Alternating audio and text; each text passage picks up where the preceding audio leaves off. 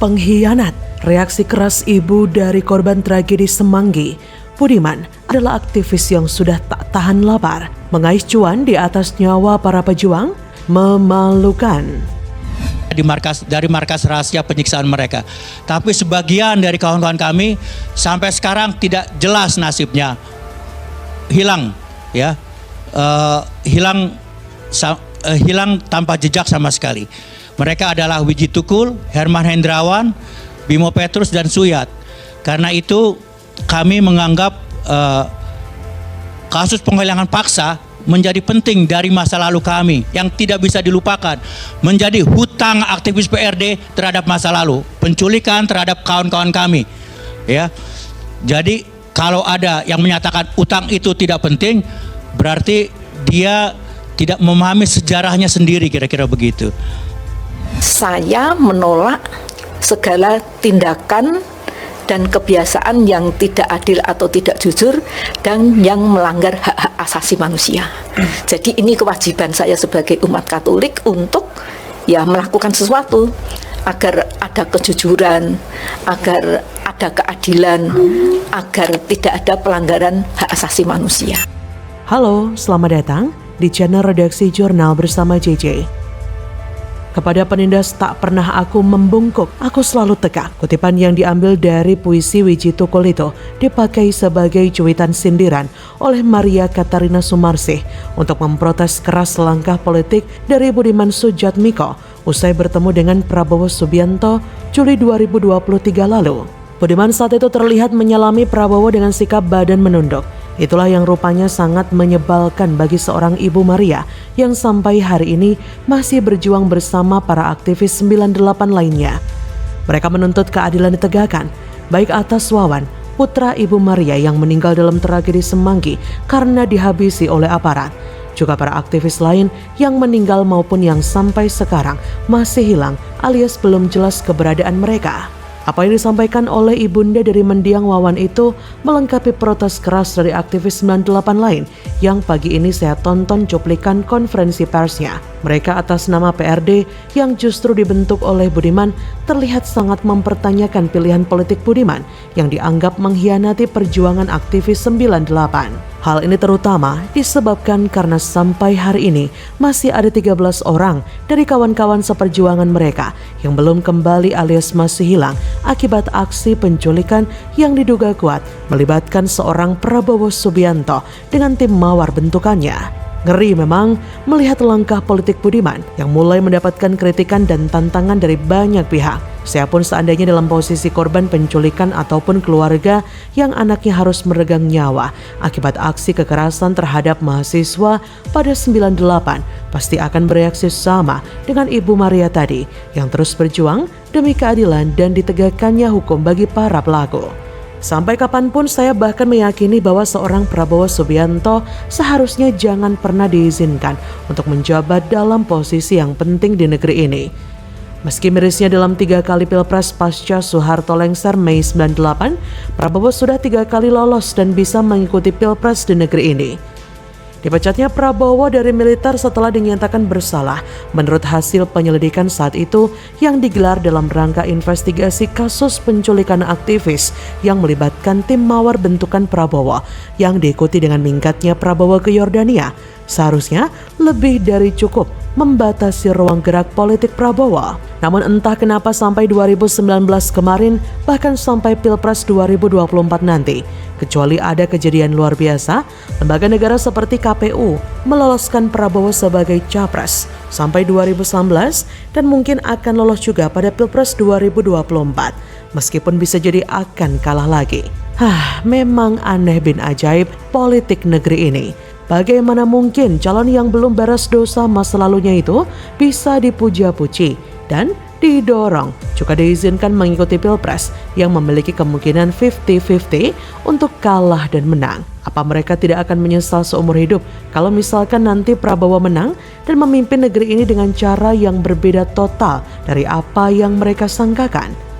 Kalau saya sih emoh dan tidak akan pernah memberikan suara dukungan kepada calon yang masih punya utang masa lalu yang belum beres seperti Prabowo dan Anies.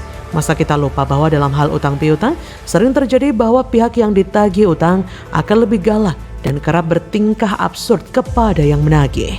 Jadi bagaimana menurut Anda?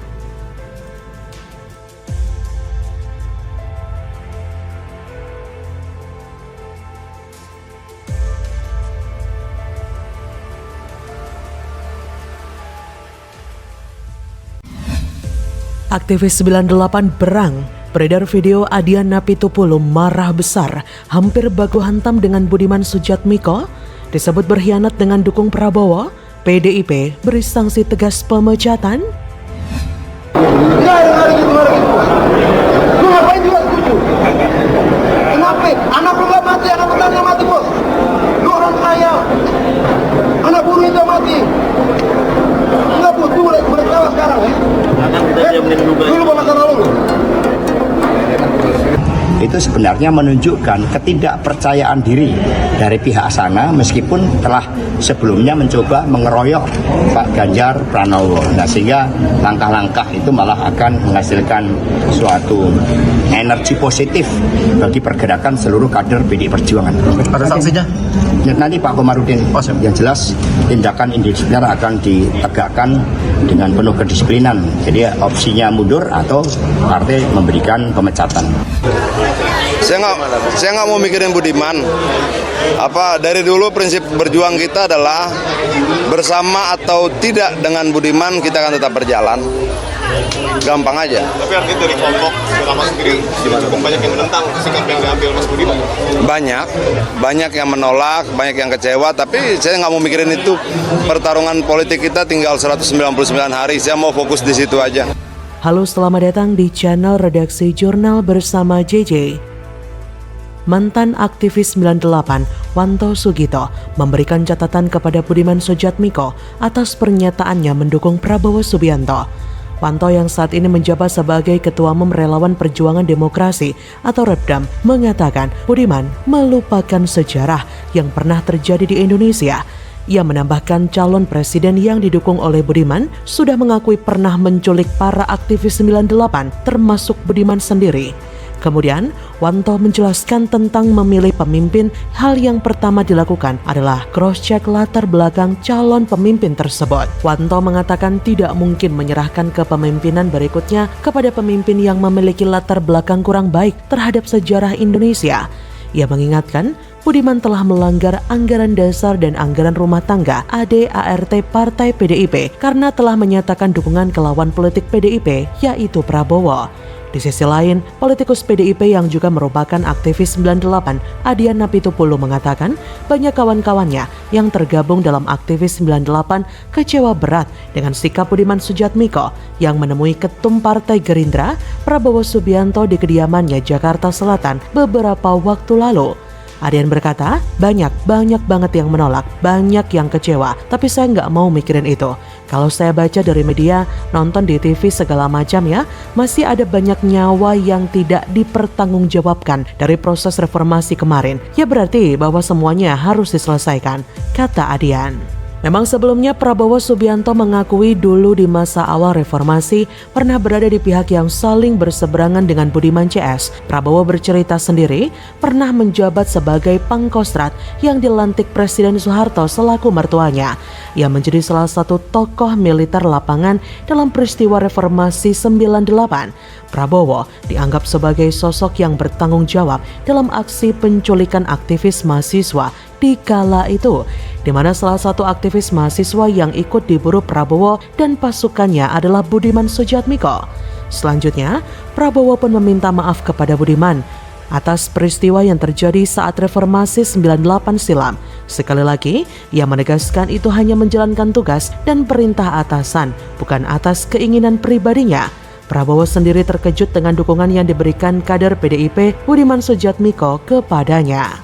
Dukungan dari tokoh reformasi 98 bersama para pendukungnya itu, kata Prabowo, menjadi penambah semangat baginya untuk terus maju dalam kontestasi politik di tahun 2024. Benar-benar memalukan. Ini memang inkonsisten. Apa yang dilakukan oleh Budiman dengan mendukung Prabowo sebagai capres telah mencoreng nama aktivis 98 dan juga nama besar Bung Karno, juga nyawa-nyawa yang sudah dipertaruhkan. Apakah Budiman tidak melihat pengakuan Prabowo? Apakah Budiman sudah tidak memiliki darah nasionalis lagi dari Bung Karno? Apakah Budiman memang sudah tidak bisa melihat dan lebih mementingkan ambisinya untuk jadi penguasa daripada mengangkat pada kesejahteraan rakyat? Budiman memang sudah melenceng jauh dan bisa dikatakan sebagai seorang pengkhianat. PDIP pun langsung memberikan tanggapan. PDIP dengan tegas akan menjatuhkan sanksi berat kepada kadernya Budiman Sujatmiko Senin 21 Agustus ini. Sanksi ini diberikan lantaran Budiman mengumumkan secara terbuka mendukung baca pres dari partai lain, yaitu Prabowo Subianto. Sekretaris Jenderal PDIP Hasto Kristianto menegaskan partai tidak mentolerir terhadap tindakan indisipliner setiap kader partai. Menurutnya, PDIP akan memberikan dua opsi, yaitu mengundurkan diri atau menerima sanksi pemecatan. Hasto mengatakan PDIP selalu mengedepankan etika politik, terutama saat merekrut para kadernya. Menurutnya, setiap kader PDIP bergabung karena dasar kesukarelaan, bukan karena iming-iming dari pihak lain. PDIP dikatakan Hasto tidak terpengaruh dengan sikap berbeda Budiman, yang menegaskan PDIP semakin solid mengusung Ganjar sebagai baca pres. Terlebih PDIP merupakan partai yang memiliki disiplin tinggi. Untuk itu keputusan Budiman bergabung dan mendukung Prabowo tampaknya sudah dia pertimbangkan secara matang, lengkap dengan konsekuensi terberatnya. Artinya, pada titik ini Budiman juga sudah siap dipecat PDIP dengan pasal indisipliner, tidak loyal, dan melanggar konstitusi partai, atau bisa disebut juga sebagai pengkhianat. Budiman membawa gerbong Prabowo untuk mendukung Prabowo. Sepertinya Budiman sudah yakin jika PDIP memecatnya. Gerindra pun sudah menyiapkan posisi yang lebih baik dan sesuai dengan harapan Sujatmiko. Jadi bagaimana menurut Anda? Apakah Budiman Sujatmiko sudah bisa disebut sebagai pengkhianat atas nyawa-nyawa dari para aktivis 98? Silakan tulis komen Anda di kolom komentar.